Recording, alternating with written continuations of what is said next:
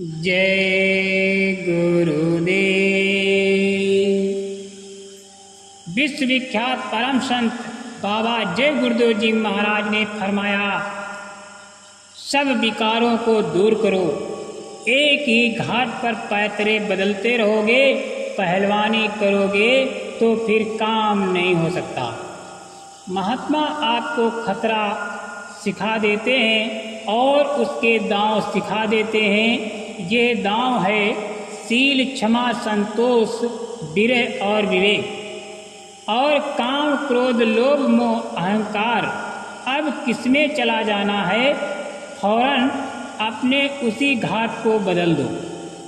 काम आया सील में चले गए, क्रोध आया क्षमा में चले गए, मोह आया तो विवेक में चले गए, लोभ आया तो संतोष में। फिर आपने समझ लिया, अरे जरा सा कम से कम ये तो समझ ही लेना चाहिए। अरे भाई, जो मालिक ने दिया है वही बहुत हमारे लिए है। वही बात हुई, अहंकार आया तो दीनता में आ जाओ फौरन। अरे भाई, हम तो सबसे छोटे हैं, मन नहीं भाग सकता। तो इस तरह से अपने मन के घाट को बदल देना काम बन जाएगा। इसी को कहते हैं बुद्धि ज्ञान। बुद्धि ज्ञान के घाट को बदल देना है, इंद्रियों के घाट को छोड़ देना है। जब बुद्धि ठीक ठीक काम, विवेक का काम करने लगेगी तो मन धक्का नहीं मारेगा और आपको गिराएगा नहीं। फिर बुद्धि की सब जकड़ में रहोगे और जब चाहेगी बुद्धि इधर उधर घुमाती रहेगी। फिर मन नहीं भाग सकता, बुद्धि को नष्ट नहीं कर सकता। इसलिए रास्ता बदल जाएगा, परमार्थ का रस मिलने लगेगा, जीवात्मा जाग जाएगी। ये थोड़ा सा सत्संग सुनाया, अब थोड़ा सा दोहा सुनाना चाहता हूँ।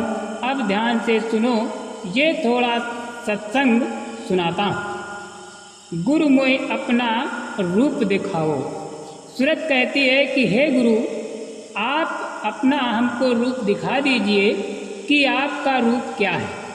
वो कोई हाड़ मांस का नहीं, वो तो इस तरह का एक पोल है, इस पर बैठकर काम कर रहा है।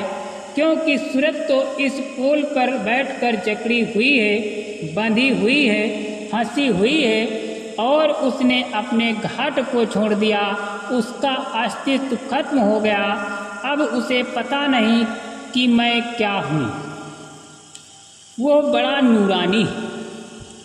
तो सूरत गुरु से प्रार्थना करती है कि हे गुरु, आप वो अपना वास्तविक रूप जो प्रकाश का है, जो नूरानी है, जो सुंदर है, जो चमकता है, जो आनंद का है, जो आकर्षण खींचने वाला है, वो अपना दिव्य रूप, अनूठा रूप हमें दिखाइए कि वो कैसा रूप है। वो तो कोई ऐसा नहीं है कि बाहर सफ़ेद दाढ़ी है, सफ़ेद बाल है, सफ़ेद चमड़े हैं कि काले कपड़े हैं।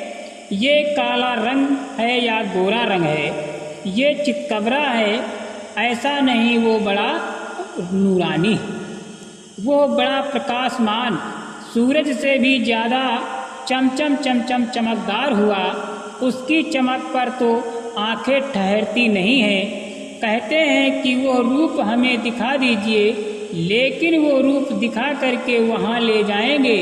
वो हमको दिखा दीजिए, इतनी दया दृष्टि, इतनी कृपा कर दीजिए। मलेशिया में दर्शन। हमारे एक मदन लाल जी हैं, मलेशिया जाया करते थे, जाते हैं। अभी उन्होंने कहा कि वहाँ लोग कहते हैं कि एक दाढ़ी वाले बाबा सिर पर कपड़ा रखे हुए घूमा करते हैं। मलेशिया में वे आगे पीछे आगे पीछे आगे पीछे आगे पीछे घूमते हैं। एक मकान में ले गए, एक फोटो दिखाया तो कहते हैं यही बाबा जी हैं, यही हैं, बस पहचान लिया। अब देखिए कि मालिक की सत्ता का कितना जाल बिछा हुआ है। ये सारी सृष्टि, आकाश पाताल, ये जितने लोक लोकांतर हैं, सब शब्दों का जाल बिछा शब्दों में एक कण मात्र भी खाली नहीं।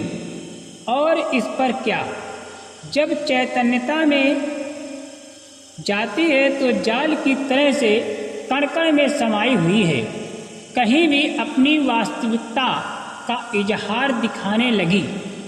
ये तो अनुभव की चीज है, अंतर जगत में ये देखने को मिलते हैं। ऋषि मुनि महात्मा भारत में पहले त्रेता सतयुग द्वापर में आते रहे, वे क्या काम करते रहे, साधु संतों ने क्या काम किया। जय गुरुदेव।